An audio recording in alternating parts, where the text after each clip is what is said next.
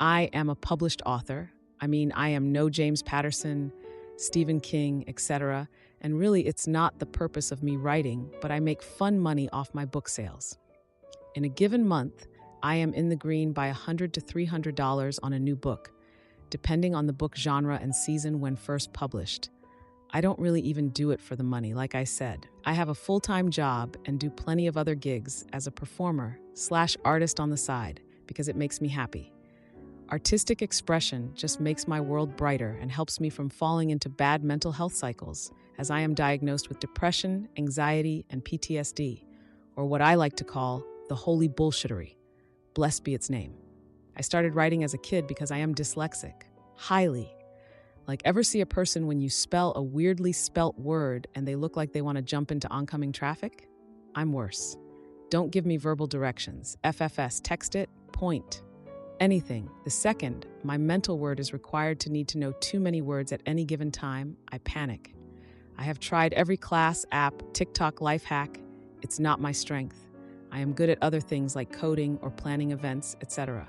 I have other strengths, so I just do my best and keep swimming like a dyslexic Dory. That said, I was teased and bullied relentlessly all through childhood, a lot growing up, and labeled the dunce, so the trauma lives. For an example, I was in my local paper, small town, for an event at school. I was like second grade at the oldest. I made a whole imaginary town out of recycled materials and had a story with it as my end-of-year project.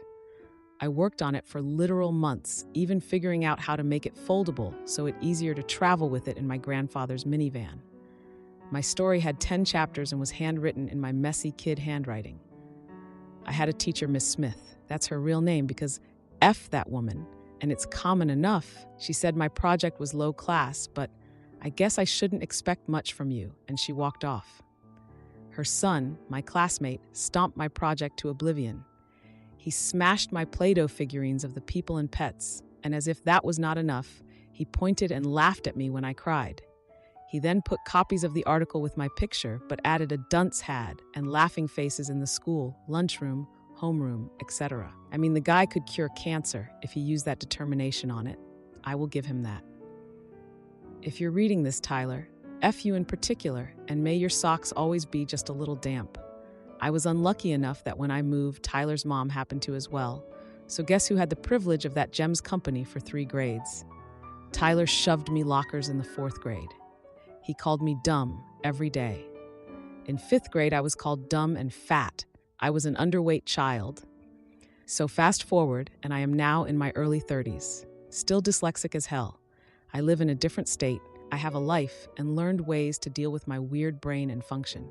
I moved on from childhood trauma, therapy, etc., etc. There is a guy I liked, Brian, and Brian seemed to like me too. So we decided to do non-date casual hangouts to see if we vibe enough to consider dating, his words an idea. We hung out one-on-one for several instances, but once he was super late, so I had my laptop out. He saw me when he arrived and asked what I was doing, and I sheepishly responded I was working on my next book. He inquired more, and I told him I published my first when I was 17 and have published at least one every year since then, and told him of Miss Smith and Tyler and more horror stories I won't get into, as this is now a novel itself, lol. But that it spurred me to prove them wrong and beat this weird stereotype that neurodivergent folk are dumb, etc. He asked to read it, and I said no. I use a pen name on purpose, as those Amazon reviews can make you want to yeet your own soul from your body, so I keep it separate from everyday life. Well, turns out if you know me and my nerdy joys, my pen name is easy to guess. From there, it's easy to find because I mentioned Amazon, and let's just say my bio makes it pretty clear. At our next meetup, he asked me if I was said author, and my shocked Pikachu face told him everything, so he started reading the series. He came back the next time we met to laugh and say, I see why you don't put your name on your works. Don't quit your day job, your writing sucks. And he placed a copy of one of my books down on the bar. I couldn't help but drop my shoulders. He was laughing and talking, not seeing my expression, and kept saying how he wasted hours of his life, and FFS, someone take my laptop, as it might be a lethal weapon meant to unalive us all with boredom. Turns out he's not into mysteries or fantasy. I said that maybe it's just not his genre, and he said it wasn't, but an R-word third grader could have done better, and it's a good thing I am good at my job. It was then that I could see he actually took in my expression, and he backtracked. I mean, you clearly don't do it for money, so it's whatever, right? And said I have other strengths, but he did not believe at all that I make money off this. He asserting surely I buy my good reviews and probably bulk buy my own books to improve sales. I don't do any of that. I just smiled it away and said, well, I can't please everyone, but I did make $250 this month from the sales of my last book alone, so some people must like it, and laughed it off.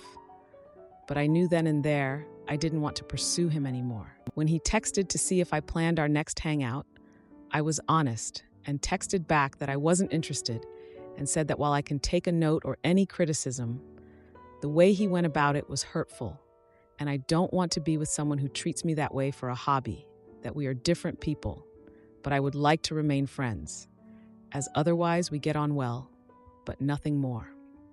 He went off on me saying I picked the wrong time to lash out, as he was having a bad day, and now I've made it worse, and that I am so rude and petty to be mad at honest criticism. He said that if I am so sensitive over honest opinions, good luck finding anyone who would want my dumb, since looks are all I have with makeup and work, and nothing between the ears.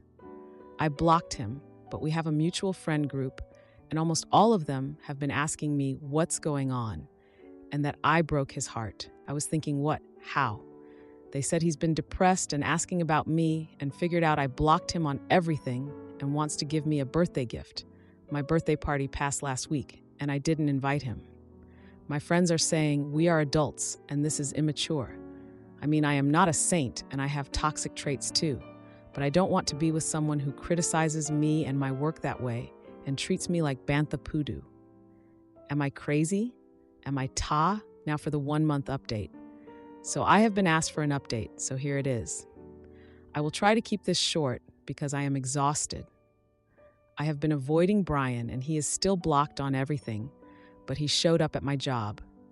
I am a bartender at a local pub on weekends, and he came in and sat in my section. He tried to talk to me, and I reminded him that I was working and that it was neither the time nor place for that. He said he just wanted to apologize and handed me a gift bag. I didn't take it and asked him to leave. He said he would wait until my shift ended, and I told my manager, who asked him to leave. Brian left, but texted me from a new number saying he was sorry and that he would wait outside. I blocked that number too. When I got off work, he was indeed waiting outside. I got a coworker to walk me to my car, and Brian tried to approach me. I told him to leave me alone and that I didn't want to talk. He said he just wanted to apologize and that he was having a bad day when he made those comments. I told him that didn't excuse his behavior and that I didn't want anything to do with him. He called me a beach and said I was overreacting. I got in my car and drove away. I have been getting messages from our mutual friends saying that I should forgive him and give him another chance. They say he is really sorry and that he was just having a bad day. I told them that I didn't care and that I didn't want to be with someone who treated me that way. Some of them have been understanding, but others have been saying that I am being too harsh. I am sticking to my decision, though. I deserve better. Hi, so for anyone who cares to know, Brian told all our friends that I rubbed my achievements in his face and called him an idiot. I never said anything like that. Pug, he told them also about my post, so he found it somehow and started telling everyone that I am trying to slander him, as girls can ruin a man's reputation by snapping her fingers, and suggested my next move would be to say he attacked me. Some of our friends came at me hard, saying I was bullying him and trying to ruin his rep, and all he did was asking a girl he liked out for drinks, and that I need to apologize and just suck it up and go to drinks with him.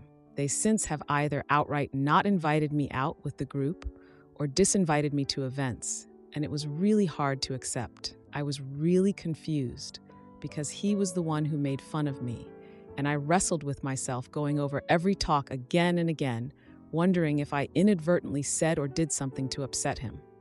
It wasn't until I checked our text and message history that it occurred to me to send the screenshots as he called me a moron. And then when I rejected him, he called me fat, desperate, and stupid. And there were more such messages after he found my book series. So I took screenshots and sent it to my friends, and they were shocked. Apparently, according to Brian, my outwardly sweet demeanor hides my judgmental and cruel side, and that I strung him along and called him a loser when I told him I wasn't interested in dating him. I even pettily went back before all of this and screenshot some of his rude or mean texts he made. And I screenshot my actual rejection text and his response and sent that along as well. Now the tides have shifted, and most of our friends think he was the AH. And 2 of our friends are saying I am sending my choice of screenshots to make him out to be a villain, and that they have seen the real screenshots of me bullying him. I asked them to produce such screenshots, but they refused. They refused and said I wouldn't be worried about them if I was innocent, as some sort of gotcha. I feel really bad, as I wanted to stay friendly, but I can never look at him with any semblance of respect anymore. I am glad it's cleared up with my friends, sans the 2 holdouts, but they are now also on the outs with the group, so things are looking back to normal. I have my first publishing party for my next book, and everyone is invited but them. Weird way it all ended, but oh well. Now for the 1-month update. So this has taken a turn for the unnecessarily dramatic. I had opted to ignore Brian and any attempt he made to get a rise out of me. He apologized to the group, but then said he was forced to or be ostracized. He said I was using my social capital to go after him, and has since been trying to get any direct cruel words from me, which I have not provided him. After a month, I can list my top 5 favorites. 1. Going to places I also frequent and sitting nearby me, no matter how much available seating there is elsewhere, or me moving my usual spot leagues away. And he will loudly have phone calls, talking about the beach who broke his heart because women are so sensitive. Number 2. Getting an alt account on nearly all social media to find me and follow my accounts, which are public, as a workaround by blocking him to comment reviews on any of my art, books, acting, modeling, doesn't matter. He will comment a reason I suck, and then will simply make a new account when I block the last one and delete his comments. 3. Anytime the group chat pops off with invites to events and I say I am going, he will reply to that with, "My GF is the kindest person, but I don't think she'd like me hanging out with you," etc. And if I don't reply to invites until he will say, "It's a good thing I'm not coming because of his GF," or that now he can't come because if I come, his GF will be upset I'm hanging with an ex. We never dated. When any of us ask who his GF is, he says she's shy and he will introduce her eventually, etc. 4. I am speaking at a conference and got excited and shared in the group chat, and everyone congratulated me, but he said that was okay, but not newsworthy, and then looked up the conference and saw I have a relative also presenting and suggested that is how I got the spot and not on my own merit. 5. Revealing this Reddit name to the friend group and linking my first post as proof. I bully him despite not speaking to him, not naming him, and leaving out most, if not all, identifying info about him. He's insisting I edited out the worst parts, and I can't prove I didn't, so whatever. So all of that has been happening, and yes, I unblocked his phone number only because it was screwing up what I was seeing in the group chat, and I got lazy and didn't figure it out. Plus, he doesn't text me directly anymore anyway. Well, about a week ago, I went up to house sit for my parents, a small drive away from my own home, and was due to stay for about a week. I only told the few friends in the group that didn't side with Brian, the first round of BS. I used this time to go to work and then spend my non-working hours on my book, and I came up with a new pen name. I decided to revamp the whole fictional universe I created, and was excited after I designed the cover for my first next book. I shared it with all in the group, but him and his 2 flying monkeys. But he found out about it anyway and flipped out in the group chat saying I was trying to show off again and that I was trying to steal his spotlight. As we all know, damn well, he is publishing his first book on Amazon this summer, and me publishing mine at the same time with my fancy cover, etc., was just another form of bullying. He likened it to if I wore white at his wedding. I have to be honest here. I had enough. I put up with this behavior for months now. So I flat out said he never mentioned a book to me and shared a screenshot of calling writing the profession for the Ford. But unlike sharing the screenshot before, I didn't blank out the word. What a difference a word can make. Apparently, the friend group thought the word I blanked out were milder and not slurs.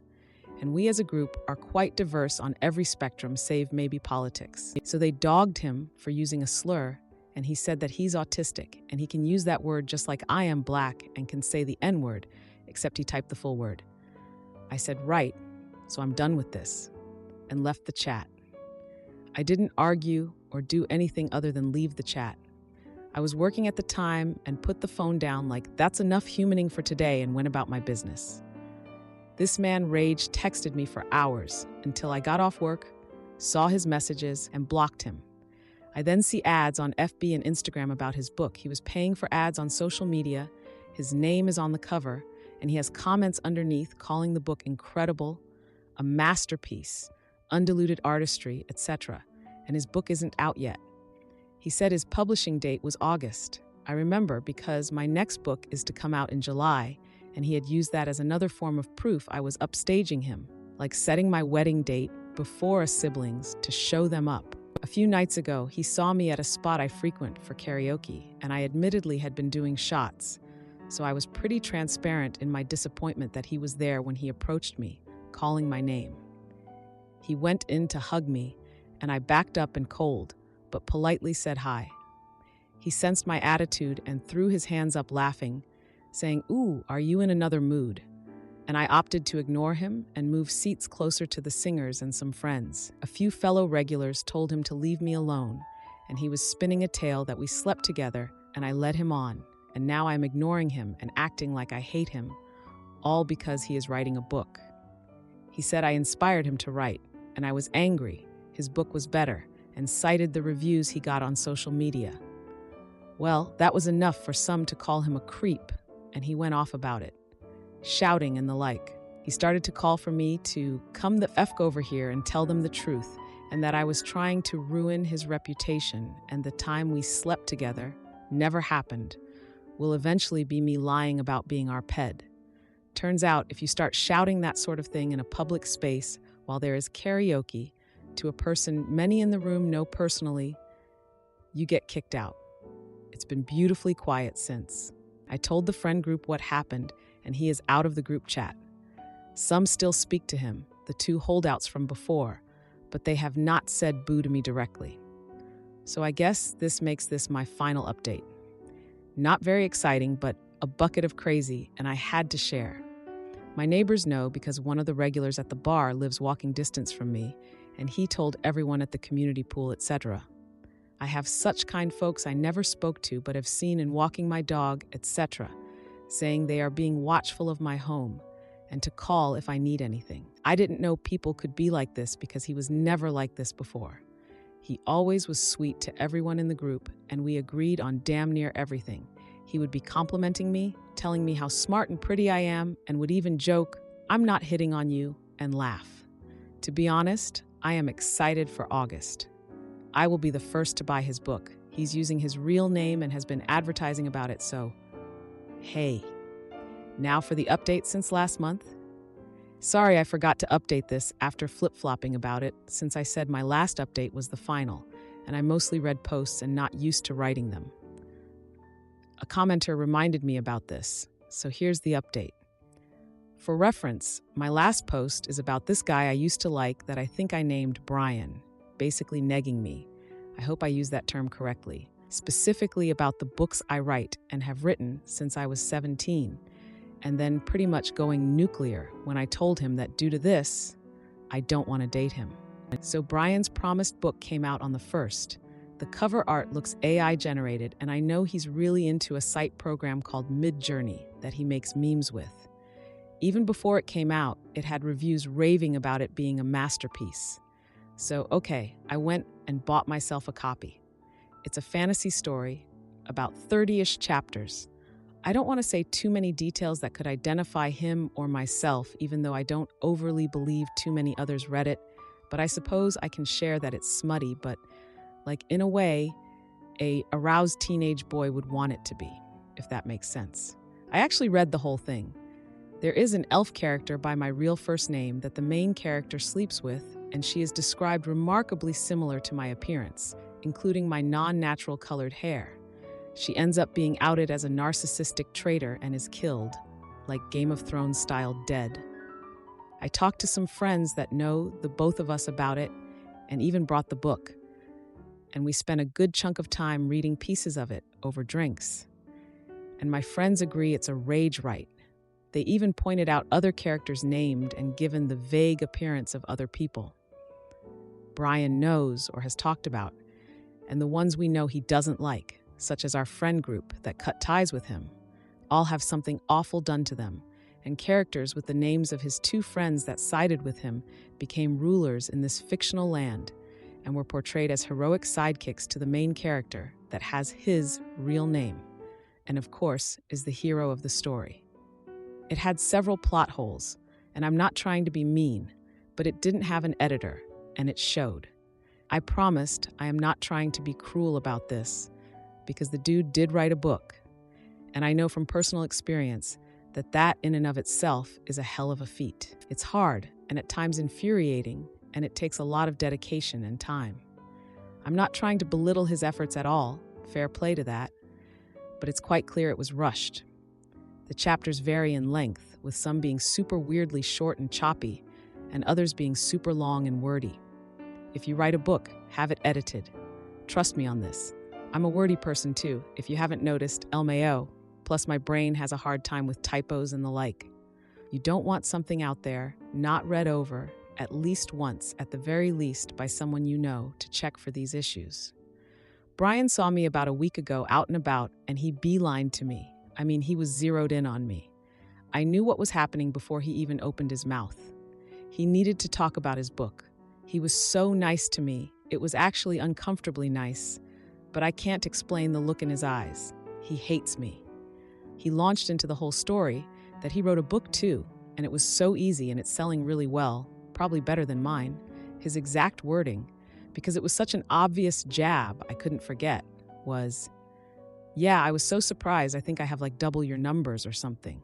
Maybe it's how I marketed it or something. Maybe you should try." And he went on to give me tips that I so clearly needed. Then it was time for him to hand me a copy to give it a read. I told him, "Oh, I have a copy. I bought it as soon as I could." He looked shocked at that, and I said that I, of course, wanted to support other authors.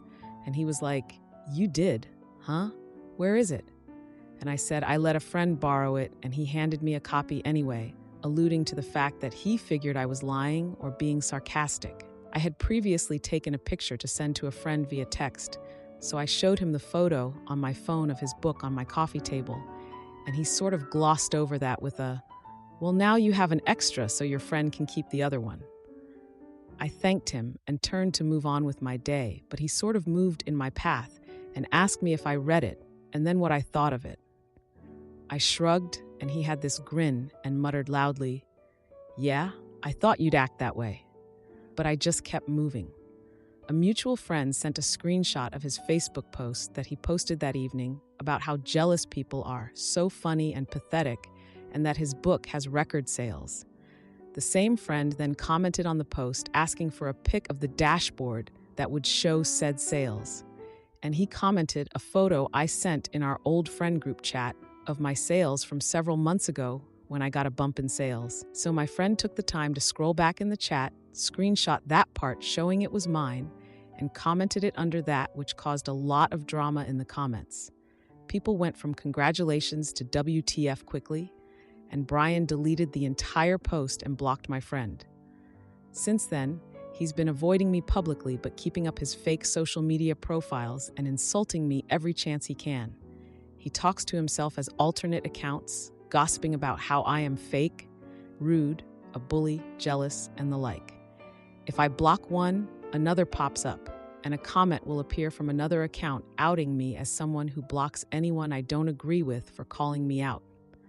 I stopped blocking mostly because in our new friend group chat, we post screenshots of the comments and messages, and it's become a sort of game to spot his accounts. So Brian, Because I know you're reading this, I will be keeping this account, and I've found writer subs here. I will be joining. You're welcome to follow this account, and good luck on your sequel. I will be the first to buy it. P.S. Thanks for the boost on social media as well. It's helped make my accounts more visible. I appreciate the free marketing. Am I the idiot for telling my wife to stop trying to turn her daughter into a cheerleader? I'm a 34-year-old guy, and I have a 16-year-old stepdaughter. My wife is 31. In high school, my wife was a popular girl stereotype. Pink, blonde, chunky highlights in her brown hair. This was the mid-late 2000s. She was on the cheerleading team, had lots of friends and boyfriends, was well-known and liked. She was basically the living embodiment of the picture-perfect girl from those cheesy 2000s high school movies. And then she got pregnant. When she was 15, she had her daughter.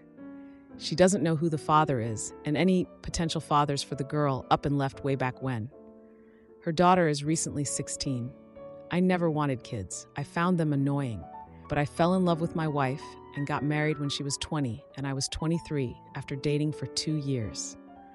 We hit it off, and I married her and decided to suck it up around the kid. I never planned to absolutely love being a dad to her specifically. Kids still annoy me, but my daughter, stepdaughter technically, was different. She was quiet, nerdy, even at a young age. I married her mother when she was 5, and we clicked right away.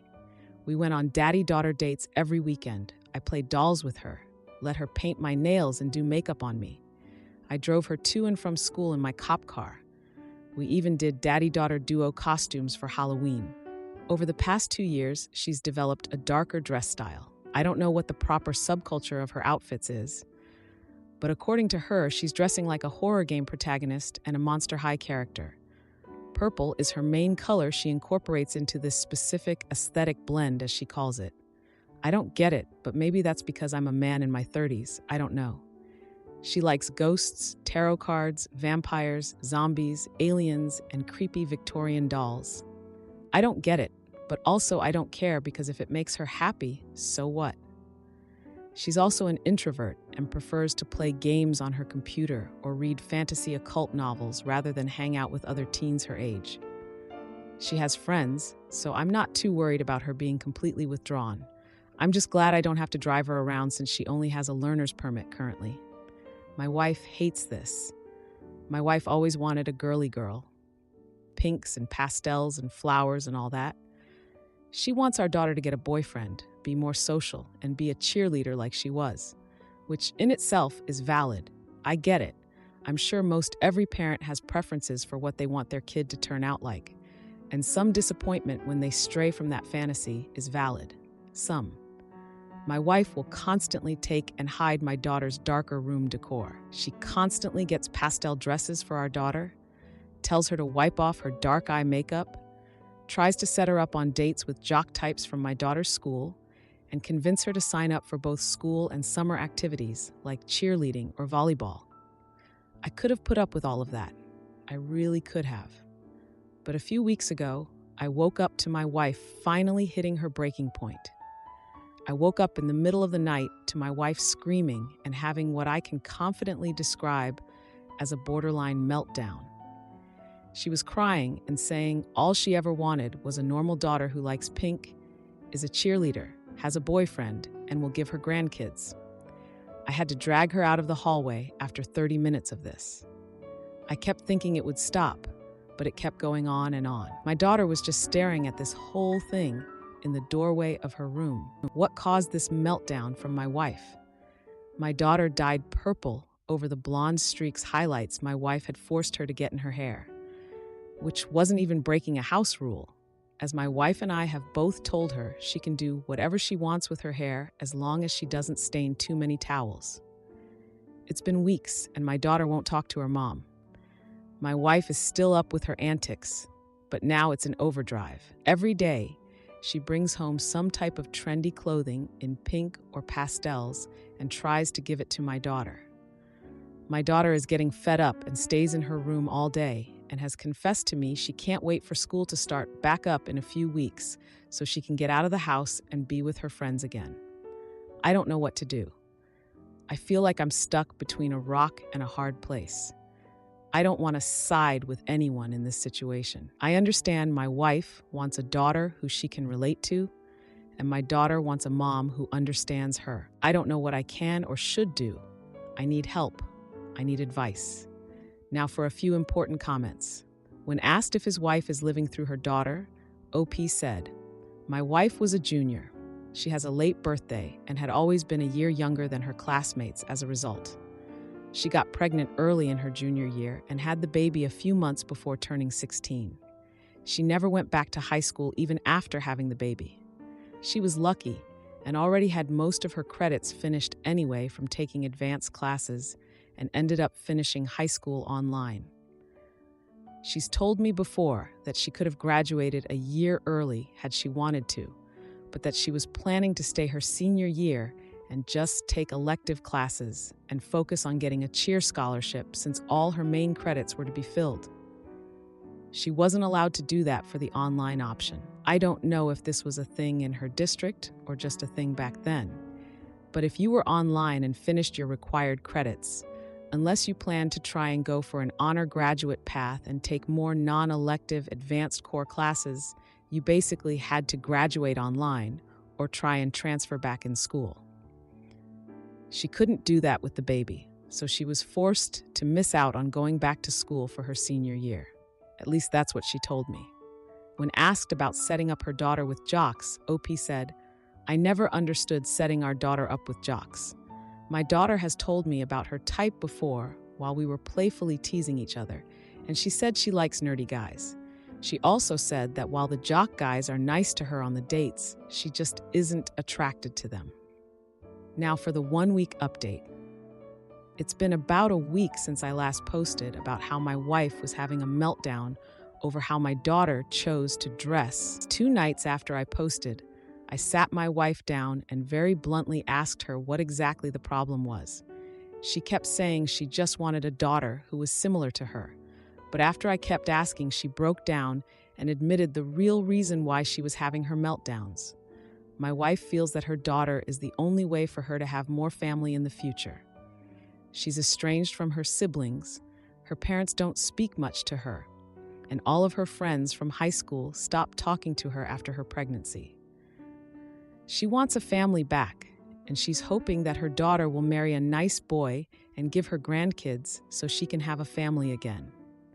She said she never brought up having more kids with me because she figured I'd be against the idea. I don't know how I feel about having more kids with my wife, but it certainly won't happen now. So my wife is in therapy to try and get her to realize that she can't just view my daughter as a way to create a family. She's doing well so far, but it's too soon to really tell.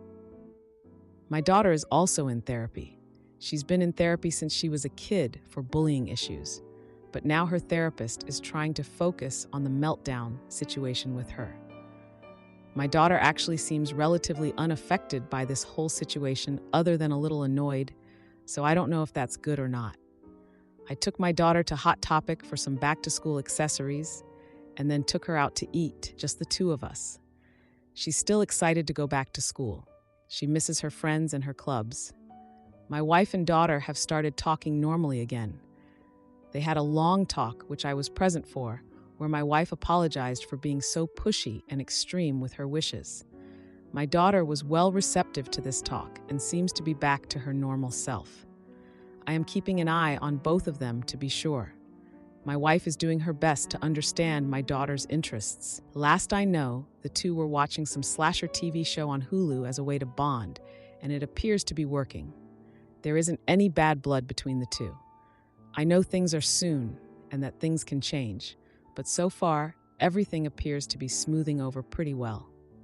Thank you for all the advice, harsh and gentle, that I reviewed through my original post. It definitely slapped me in the face as to what could happen if I didn't get both of them help and make them talk it out. Now for a few important comments. Commenter, do you not think that couples counseling would be a good idea? Or are we just ignoring the huge elephant in the room? Your wife wants more kids. You've just said you definitely don't, which is fine, and that's going to cause resentment. If she is set on having more kids and you're set on not having any, then isn't it cruel to stay married to each other? I'm not opposed to having kids in a bit, just not now. I originally didn't want kids, but I love being a dad to my daughter, and I know now that if more kids were to happen, I'd also love being a dad to them. I just don't think it's a good idea to have kids now, given that my wife is working on herself in therapy. I'm not trying to rush things right now because we still have time to have kids. My mom had me at 37, so I know that we still have time to have kids if we decide on that. Commenter: why does your wife assume that just because your daughter dresses in the way that makes her happy and follows her interests, that she won't ever have kids? What makes your wife assume only "I peaked in high school girls could have families"? I'm glad she's in therapy, and I hope the daughter only changes if she wants to change, and not because her mom is a wacko. It confuses me too, because my daughter has said she wants kids in the future. We've had talks about her future before, and she has mentioned how she wants a good job so her and her kids can be rich. I know she's 16 and that she can still change her mind, but as of now, she seems pretty sure of having kids in her adult years. Am I the idiot for telling my teens to suck it up and share a room after their dad died? Throwaway account. My husband unexpectedly passed away a few months ago, and I became a single mother to 3 kids, age male 16, female 14, and female 2. Due to the significant decrease of income, I was no longer able to continue renting where we were, and all I can afford is a 1-bedroom apartment. Currently, I am sleeping in the living room with my youngest female 2. I gave the bedroom to my male 16 and female 14 and asked them to share in the meanwhile. I tried adding a privacy screen in the middle so they feel like they have their own space, but they are telling me that this isn't acceptable. Each of my kids used to have their own rooms, so this is a massive change for them. I have been looking for a better paying job for months, and so far I've had no luck. I can't get a second job because I can't afford to pay someone to care for my daughter, female 2, outside daycare hours. Neither of my kids, male 16 and female 14, are willing to help, and they say my youngest is not their responsibility. I know this situation isn't ideal, but I don't know what else I can do. For the past month, I've not been eating anything for 2 days a week and just telling the kids I'm trying out the fasting trend for weight loss purposes. But the truth is, I can't afford to feed us all, and I have been using the food bank. Prior to this, I had never had to use food bank services before, and I am so thankful that it exists. I am both thankful and deeply ashamed at the same time. Would I be the AH for telling my teens that they must share the bedroom? Would it be better if I suggested my son sleep in the living room with me and have both my female kids share the bedroom instead? I do not live in the US, but it is not common for teenagers of opposite intimacy to share a bedroom. That is something I do absolutely recognize. Edit. Gosh, I really wasn't expecting so many responses when I checked back. Thank you, everyone. All this time, I did feel it would be unfair to put adult problems on my kids. However, I will be giving them a surface-level talk about our finances. I'll also be bringing them with me to the food bank. Hopefully, they'll be more understanding. Edit 2.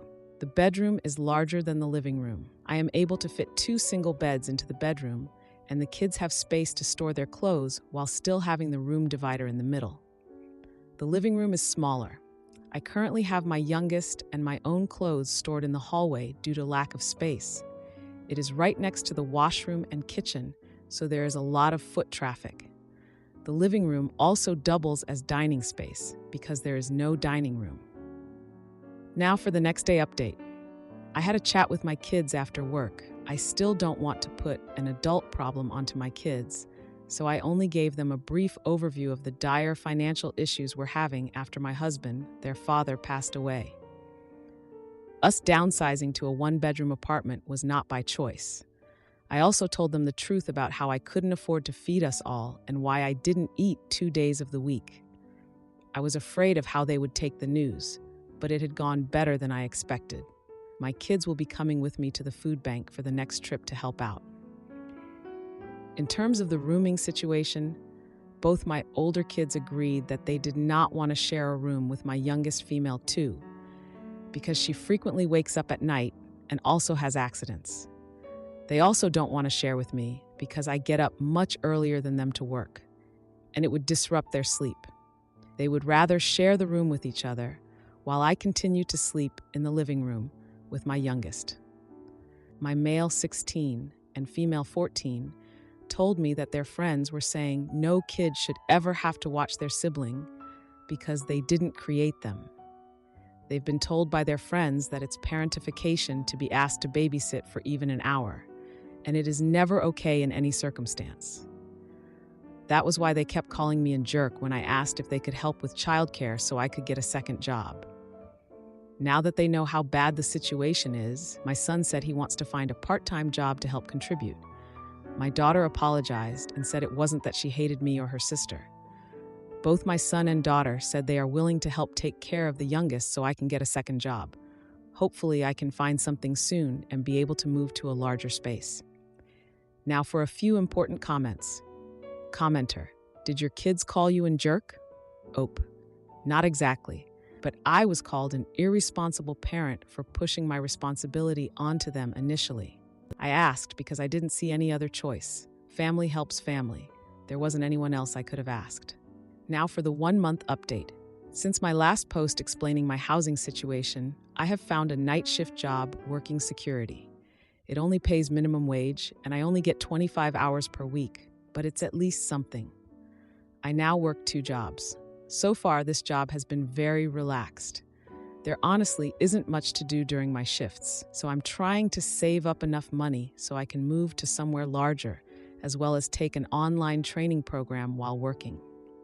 I already asked my manager, and he said he was okay with me taking remote training while on my shift, as long as there truly is nothing to do and it doesn't negatively impact my ability to work when needed.